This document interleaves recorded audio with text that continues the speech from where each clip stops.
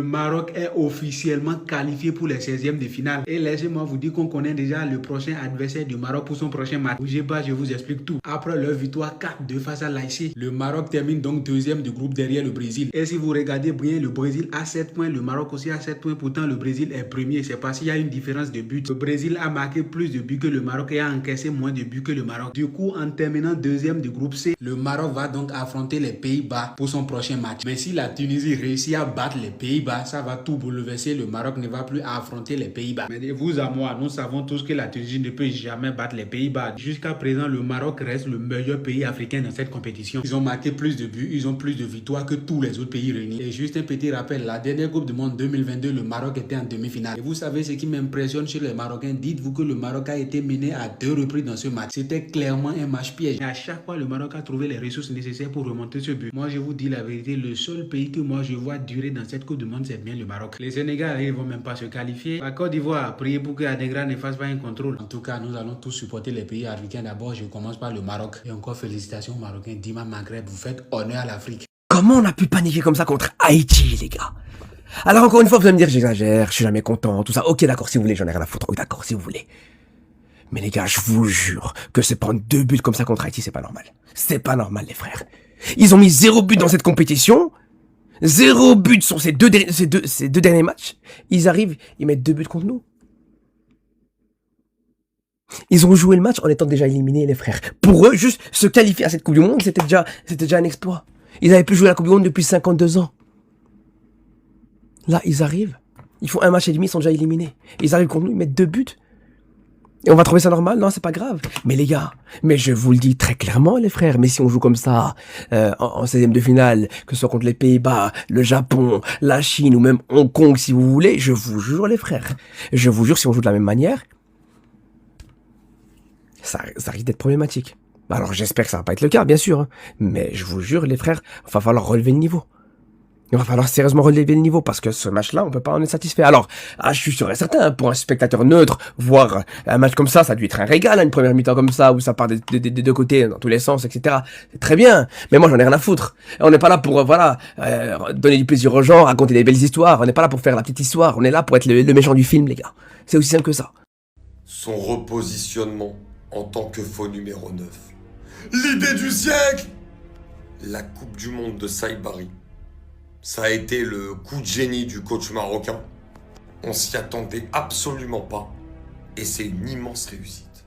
Honnêtement, la Coupe du Monde qu'il est en train de pondre, celui-là, c'est vraiment extraordinaire.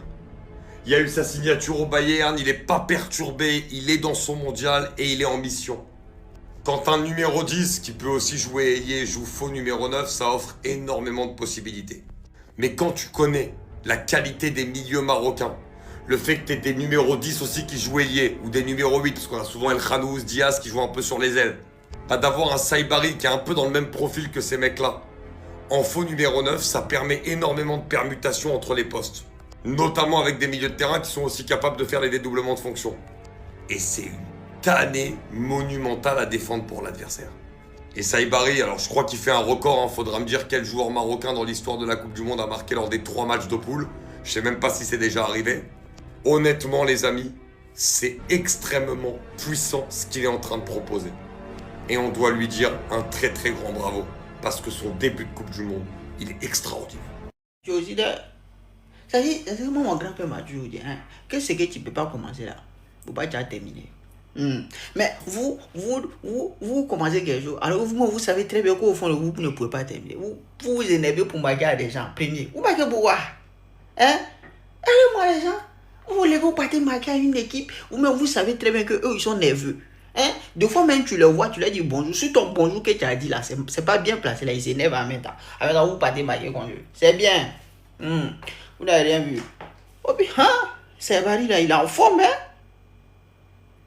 Non, si moi je comprends, mais Saïbari là, il voulait pas jouer Cannes quoi. Quand il a joué, il n'a rien fait.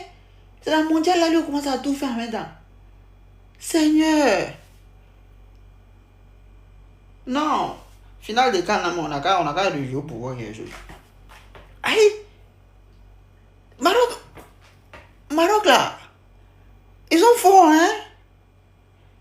C'est. Aïe, tu aussi, vous commencez quelque chose. Le Maroc, c'est fort en Coupe du Monde, machallah. En 2022, tu pouvais te dire, ouais, c'est un coup de chance, ils vont pas le refaire et tout. Bref, tout ça. Mais je vous jure, en Coupe du Monde, eux, c'est très fort, hein. Là, ils ont perdu 0 match et ils ont le même point que le Brésil. D'ailleurs, faudra arrêter d'appeler le Maroc le Brésilien d'Afrique. C'est un manque de respect pour le Maroc parce que les deux niveaux se valent. Carrément, j'ai même trouvé le Maroc plus fort que le Brésil. C'est juste les Marocains du Maroc, les gars. Faut se dire la vérité. On sait que les équipes d'Afrique ont du mal contre les équipes européennes ou même d'Amérique du Sud, etc. Le Maroc, ils savent très bien gérer ça, en tout cas depuis 2022. C'est ce qui m'a déçu du côté Sénégal, même si en vrai, leur poule, elle est super chaude. Tu commences par la France, ensuite la Norvège. Après la Norvège, ça m'a choqué, hein. Pour moi, le Sénégal, champion d'Afrique, pour moi, ils étaient meilleurs. Mais bon, comme vous savez, les équipes africaines font que de choc contre les Européens ou quand ça sort de la CAN. Là où le Maroc et l'Égypte, pour l'instant, fait fort. Plus jamais je n'accepterai qu'on me dise que le format à 48 équipes, c'est un mauvais format de la Coupe du Monde parce qu'il y a des équipes qui méritent pas d'être là. Parce qu'il y en a beaucoup, quand vous parliez de ce genre d'équipe, vous compreniez les équipes comme Haïti dedans. Alors que Haïti, ce soir, ont vécu littéralement un rêve. Mené 2 fois au score contre le Maroc. Est-ce que vous vous rendez compte de ce que ça représente pour eux ? Et c'est pas mener 2 fois au score avec des buts hasardeux. Non, non. C'est mener 2 fois au score avec ton deuxième but qui est pour le moment le but de la Coupe du Monde. Ça, c'est une image marquante de la Coupe du Monde. Ça, ce but d'Haïti, là, on s'en rappellera dans 30, 40, 50 ans. On dira c'est trop ce qu'ils ont fait et de quelle manière en plus. Il faut quand même féliciter le Maroc qui ont su revenir au score 2 fois alors qu'ils étaient menés. Alors oui, avant le match, on s'attendait à ce qu'ils battent Haïti, mais quand on a vu qu'ils étaient menés 2 fois au score, on aurait pu douter. Au final, ils gèrent leur qualification. Premier ex-aequo avec le Brésil, ça se joue à la différence de but. Mais très grosse performance dans cette phase de groupe. Et on sait que c'est des sérieux candidats pour les 16e de finale. Et en parlant de 16e de finale, si tout se passe bien, ça va être ça. Est-ce que vous êtes prêts pour cette fumée ou pas? Ça va être ça. Pays-Bas contre le Maroc.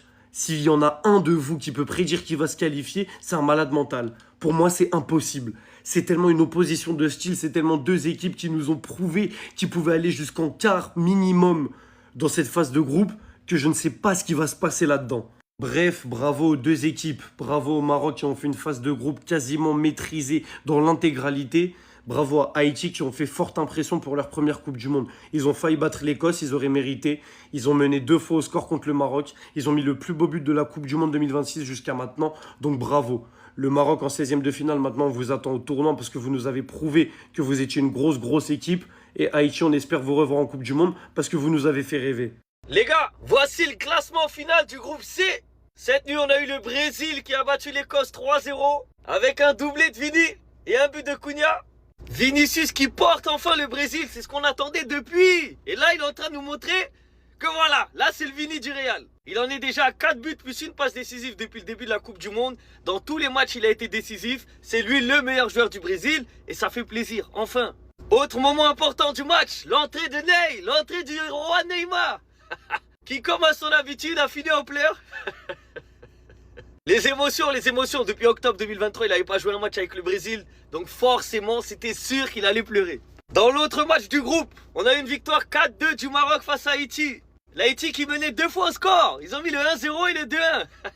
Avec un magnifique but d'Isidore. Mais le Maroc, c'est trop fort. En plus, je fais des rimes. But d'Hakimi, but de Saibari. Ah, lui aussi, il va falloir qu'on en parle.